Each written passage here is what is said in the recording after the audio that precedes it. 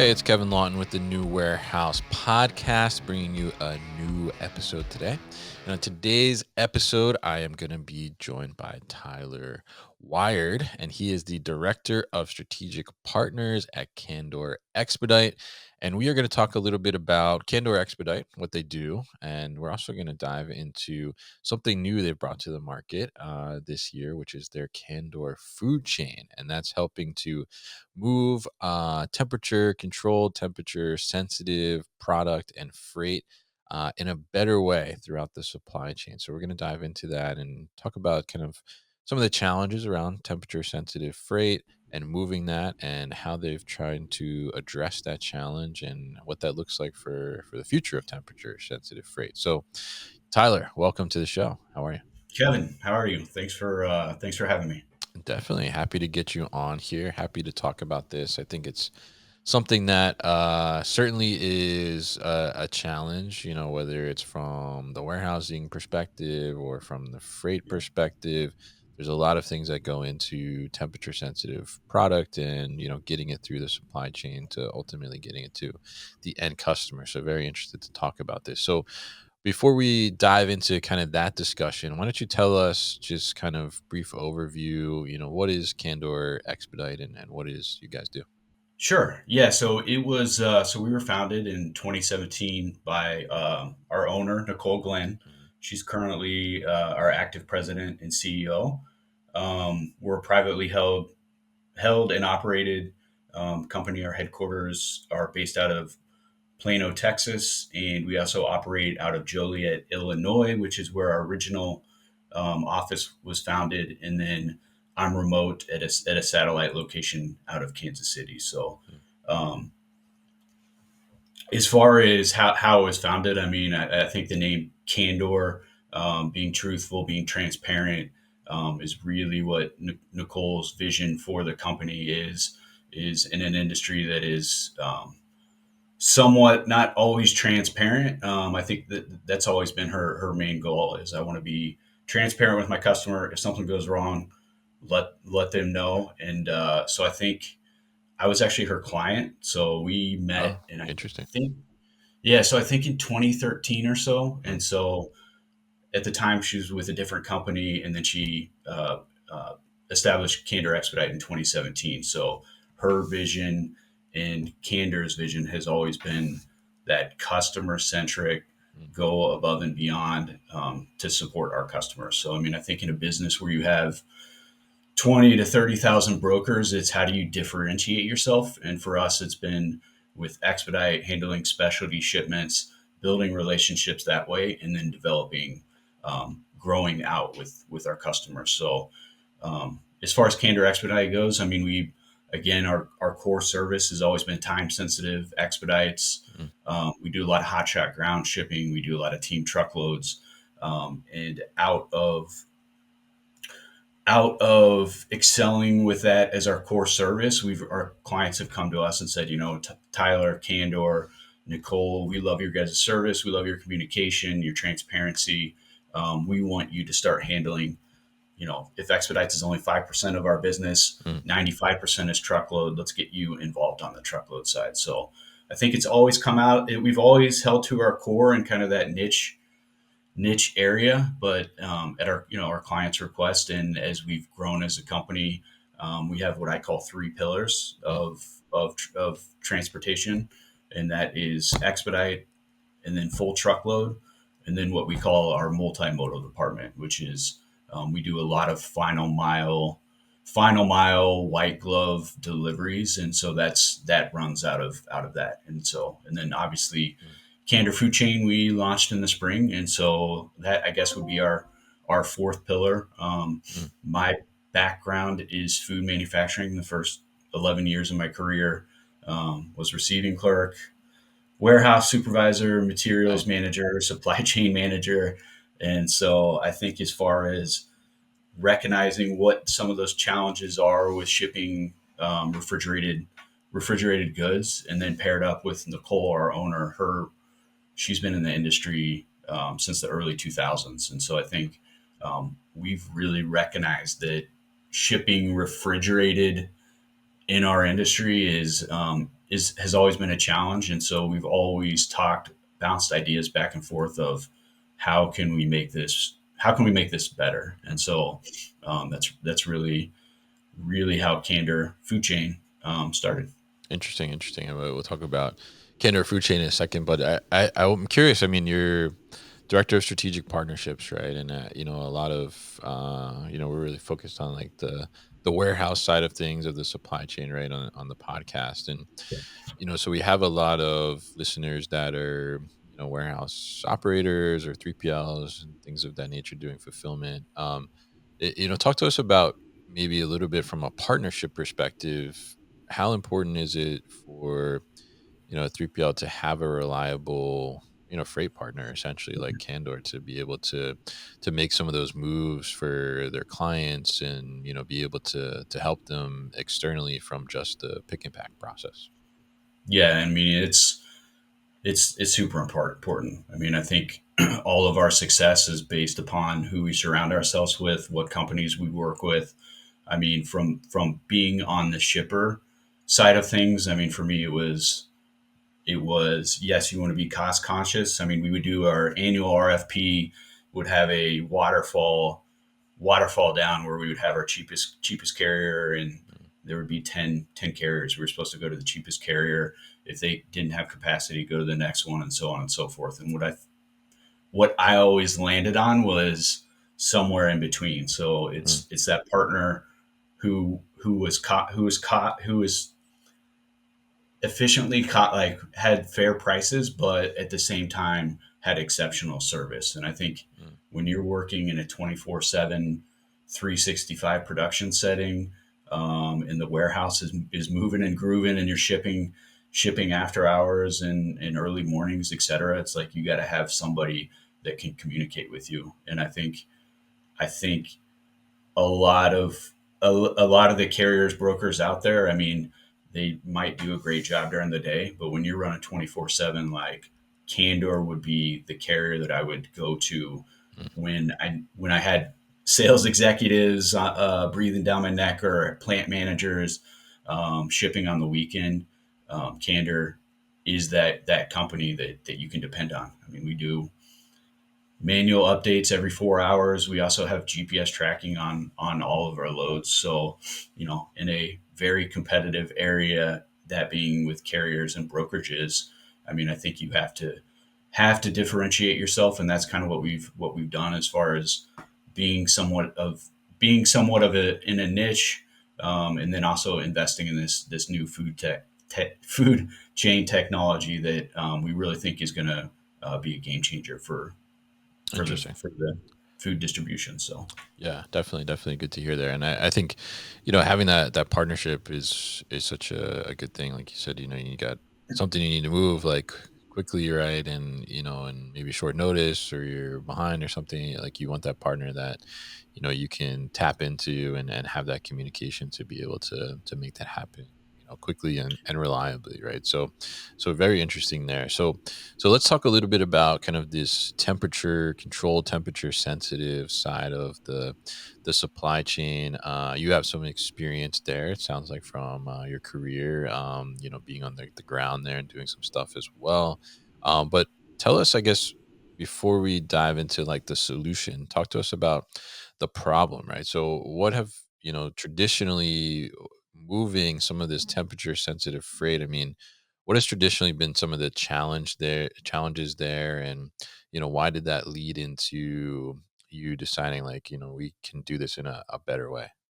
yeah, so I mean, lots of lots of challenges around temperature controlled shipping. I think from my personal experience, one of the biggest challenges is if you have multi temps that are going with the same ship that you want to ship on the same shipment, dealing with like not having transparency that my product has temperature ranges of X to Y, and in transit are those getting met. A lot of these LTL reefers have sailing schedules. So if I have a customer order, it's four pallets, 8,000 pounds of chocolate chips. That is too light of a load to ship full truckload. So I'm going to try to manage that cost by shipping by shipping LTL reefer. And I think one of the biggest issues with that is you have to accept an order that comes in from sales within the lead time agreed with the customer. And I think trying to get that done when production is more often than not behind, is really difficult to get. And so it's like if my sailing schedule is they pick up every Tuesday. If I miss that date, then I got to wait till next Tuesday to ship it. So, Mm. um, what was happening in that scenario is I'm just putting 2, 4, 5 pallets on a full truckload reefer, and obviously that's very costly. Yeah, yeah, very expensive and not too sustainable either, I would say, right? And I mean, and not as efficient as you could be. So now was it only pick up on Tuesday because your volume was low, or just because there was is limited capacity on the reefer truck side? It's just them. It's them trying to maximize their capacity. So Mm, they're going to pick up in certain areas on certain days to try to move it as efficiently as possible. mm. So Interesting. Yeah. Yeah. I mean, certainly challenges there. And I think, certainly like you said, by missing, a shipment by one day, you're adding like a week to the lead time, which is not great, right? I mean, that's not good at all, whether it's going to, it's not good at all. So my yeah, service level expectations was 98.5% on time. So you're constantly yeah. doing a little expediting all different in different areas along the supply chain to make sure that however it's done that pallet delivers when it is supposed to the client. Yeah, absolutely. So now tell us a little bit about. You kind of mentioned in here in the beginning a little bit about Candor Food Chain. Now, so tell us a little bit about how you all have taken that these challenges and started to address them and came up with this solution, Food Chain. Sure. Yeah. I mean, we essentially came up with our food chain pallets and coolers. So, just to give you an overview, our coolers come in 3 different sizes. Our pallets come in 3 different sizes. Our biggest pallet has a base that's your standard 48 by 40 pallet. Mm, So really, what we've created is the potential to ship as a dual temp solution or a tri temp solution. So really one of the areas that we've taken off and we found the most interest is with food service deliveries. So if you are a company and you have 200 retail stores in Dallas, mm, then they are taking frozen, refrigerated, and ambient deliveries. And so the solution that we've provided is we can support that and put it all on one truck and deliver at the same time. So mm, if I'm a company that requires food service deliveries, I may have three 53 footers showing up throughout the day, one frozen, one shipping refrigerated, and one ambient. So what we're doing is we use straight trucks, mm, um, and they're only 26 feet. So what we found is those 53 footers when they pull up to a retail location, it's obviously very inconvenient for not only the driver but also for the store to take on equipment that big. So, mm, using the smaller equipment, being able to deliver 3 different temperatures, with your ambient, refrigerated, and and frozen at the same time, you're consolidating 3 deliveries into one. I mean, I know you brought up sustainability. That's mm, one thing that we keep hearing over and over from companies and our current clients is especially the larger ones. They have these sustainability goals, and it's like, how do we bring in a sustainable solution, but that's also cost effective? And so we found that, specifically with the being able to hold 3 different temperatures on an ambient truck is obviously saves from your carbon emissions by consolidating that. Um, so yeah. Interesting. Yeah.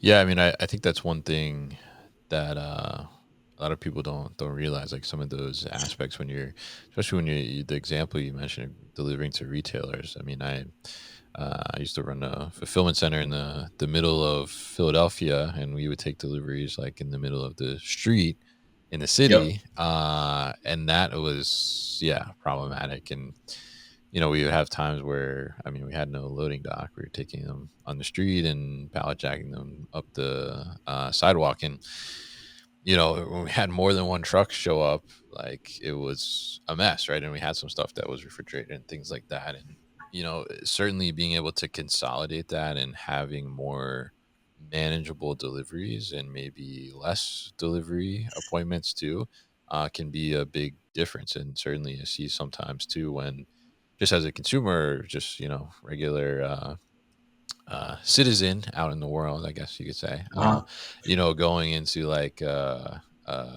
convenience store or something, and they're getting a delivery from a 53-foot truck, and now like half of their parking lot cannot be used, right? Because they're taking up all the space. So there's a lot of impact there in terms of efficiency from the retailer taking in those deliveries, and then also from like the customer experience too, right? If you have, a truck blocking off like one part of your parking lot, and now, you have congestion in there, and the customer can't get out one exit, and, creates an issue for them. So being able to consolidate that and then be more efficient on that delivery and having that mix in there, I think is a huge win all around for the supply chain in a sense, and from the sustainability aspect, as you said as well, because then you're not shipping a half empty 53-foot trailer somewhere. So tell us a little bit about then the technology itself and how it really kind of works. Sure. Yeah. So they again, we have both coolers, and we have our different our various pallet sizes. So as far as how the technology goes, each pallet I think can hold a temperature of between -10 and 70 degrees. So as far as what your range would be on a full truckload reefer, we would be able to hold with our pallets and coolers. So our coolers can hold temperature for 4 days, and our pallets can hold temperature for 9 days. So Oh, wow. obviously that gives you a ton of flexibility. Ton of flexibility. They're all GPS tracked.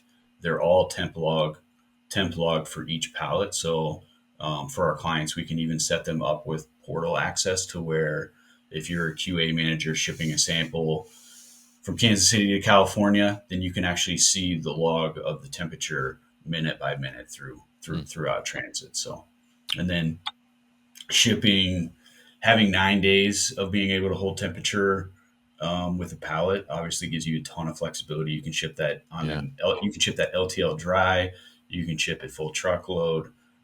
So yeah, it really gives our clients a lot of flexibility, and like I said, transparency. I mean, it's more and more critical for especially quality and food safety departments to make sure that their product is meeting their expectations in transit. So when it gets to the final consumer, Mm, um, that interesting. it's safe and quality.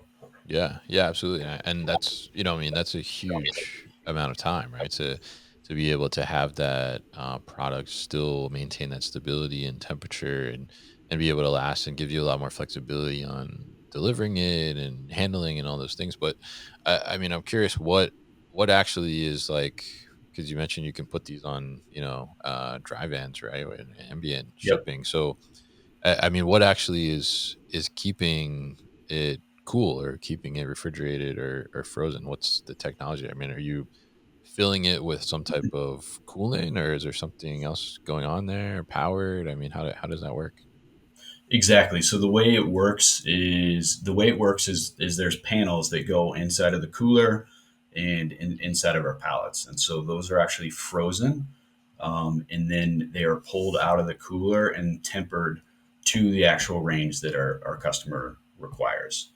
And so the solution is obviously food grade, and so yeah, that's how it works. Is they're tempered to the customer's specified temperature range Mm, ahead of interesting. time.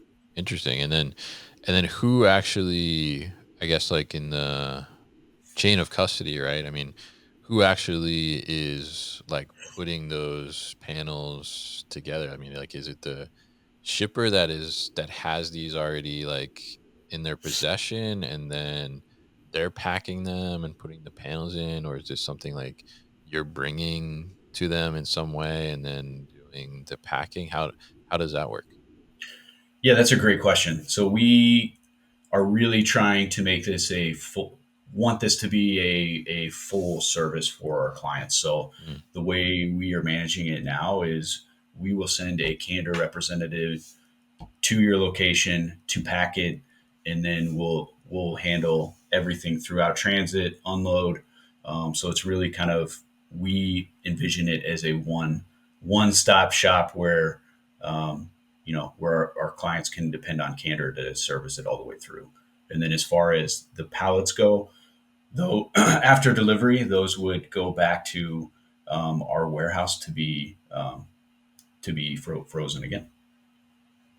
gotcha. Interesting. Okay. So basically the shipper, in a sense, I mean, they really, it's not like they're buying these coolers or the pallets and then like they're holding them in inventory. Correct. It's you guys basically pay per use essentially, right? Correct. Yeah. So we're trying to make it as simple as possible for the clients. So Mm. Interesting, interesting. And so talk to us. I think you guys rolled these out in May. You mentioned earlier, right? Earlier this year. So tell us a little bit about, since you've done that. I mean, how has this kind of, changed some ways that some of your customers think about their shipping of these temperature sensitive products? I mean, how has it really, helped some customers, and what are some of the benefits that they've seen? I mean, it's definitely been a game changer. We think it'll continue to change the perspective on how you can ship temperature controlled. And so, um, I mean, again, we've really found that niche within food service to, one of the issues for us obviously is making the pallets accessible all over the place. Because it's like if I'm shipping from Kansas City to California, I'll ship it with a pallet, but then Mm, how am I going to get that pallet back? I think okay. the way that we envision it on down the line is we're currently in Dallas. We have pallets in Indianapolis and in Chicago. So it's like as we continue to grow and scale, is having them accessible in all major cities. Interesting, interesting. So now, do you have like the Indianapolis and Dallas locations? Are those your own Candor facilities, or you have like partner facilities where you will store these like throughout the country? Yeah, so we lease from those facilities.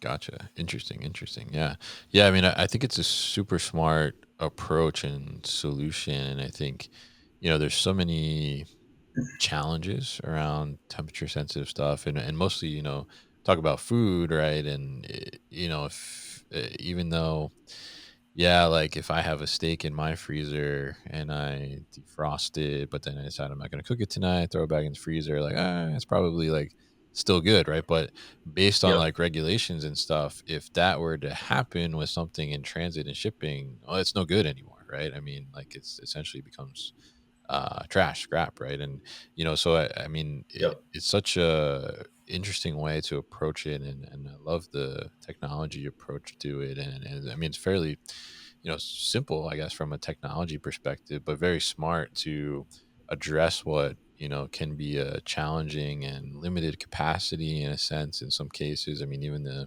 example you gave from your career, where if you miss Tuesday, like, well, see you next Tuesday, right? Where now, Yep. like, you now can have that more flexibility. You can put it on just a regular trailer and get it where it needs to go, or a regular truck, and not worrying necessarily about booking a reefer, having reefer availability, and things of that nature. I think really kind of a game changer in a sense to be able to do that. So I mean, as you look towards the future of this, I mean, what's really kind of the plan for the future? And I mean, how do you think it has like a greater impact on, this temperature sensitive supply chain space as well? Yeah, I mean, so we again, as I was citing examples that 8 pallets or less, like, Mm, and then also try temp deliveries in a specific market. So I think I think I see three avenues of us growing is A, in the food service, where we can have do these tri-temp deliveries. So again, if you have 200 stores in Indianapolis, we can service all of those stores by utilizing mm, one truck. And the other piece of that, from a supply chain standpoint, is that asset stays in the same market, and so we can just bring it back to the warehouse once we're done with deliveries. Um, rinse and repeat. So mm. again, that's the biggest avenue. We also are shipping a lot of samples. So if I'm if I'm a fast food chain and I'm based out of Chicago, and my QA department come is going to say, "Hey, Candor, I need one lot of lettuce from each of our DCs," which is, say there's four of them across the country. Mm. Then we would go pick that product up, pack it, and the other thing is it eliminates dry ice. Yeah. Yeah, I think that's very interesting in it. And I think that's a big thing there too, like the elimination of dry ice, right? Because, in a sense, that's another big cost added in there. And sometimes there's shortages on dry ice too, and things of that nature. And you have to time that just right to be able to get things moving for the dry ice to last, and make sure you have the right amount and things of that nature. So and I Definitely. yeah, and I think it sounds like I guess uh I mean 9 days on the pallet side, right? I mean that's much longer than you can get out of dry ice. No. Oh yeah. Well, I think with my, I mean, I used to be a samples coordinator Okay. Yeah. was my entry level position out of college, and I think one thing that I've picked up from that is dry ice. If I'm shipping it overnight from point A to point B, then it's probably going to be fine. Mm, But if I'm shipping from Kansas City to California and I want a 3-day transit to save on cost, I mean, next day shipping, if you're familiar with it, is super yeah. expensive. Yeah. Super expensive. So I want to do the 3-day transit to cut my cost in, in a third of the cost. And so this would give you the flexibility to do that and know that your product is going to deliver at the temperature that you expect it. And what I found is shipping with dry ice is it 1-day transit, it's probably going to be fine. But as you get into that 2 to 3 day Yeah. transit cycle, it starts to dissipate, and you really don't know whether your product's going to show up to the client on time. So, Yeah, yeah, absolutely. Yeah, yeah. I've talked to a few like e-commerce people that are shipping, either refrigerated or frozen stuff, and basically they're like, yeah, Thursday, Friday, like, yeah, we don't really ship because there's a risk that it doesn't get moved over the weekend, and yep. it's dead by the time it arrives, essentially, right? So very interesting stuff with you here, Tyler, and really interesting what you're doing with this food chain product. I think it's definitely changes a lot, and I think makes it easier for a lot of companies that are dealing in temperature sensitive product to have more flexibility, and maybe have some of the luxuries that some ambient shippers have now as well. So if people are interested in learning more about either Candor Expedite themselves or the food chain product specifically, what's the best way to do that? Yeah, I mean, just reach out to myself or us. I mean, our website is candorexp.com. So you can go through the contact us section of our website. You can always reach out to me directly. I'm on LinkedIn regularly, so you can message me there, or send us an email. So All right, fantastic. And we'll put all that information at thenewwarehouse.com as well so people can easily find it. So, Tyler, thank you once again for your time on the show today. absolutely, absolutely. Thank you very much for having me and uh, letting me speak to this food chain technology that we're super excited about. Hey guys, thank you so much for tuning into today's video here on our YouTube channel, the New Warehouse Podcast, and I appreciate you tuning in. If you liked what you saw, make sure you subscribe to our channel, and if you like this video in particular, make sure you like it as well. And if you want to get this great t-shirt that you see in the video behind me, Warehouses Are Sexy, head to warehousesAreSexy.com and get your own.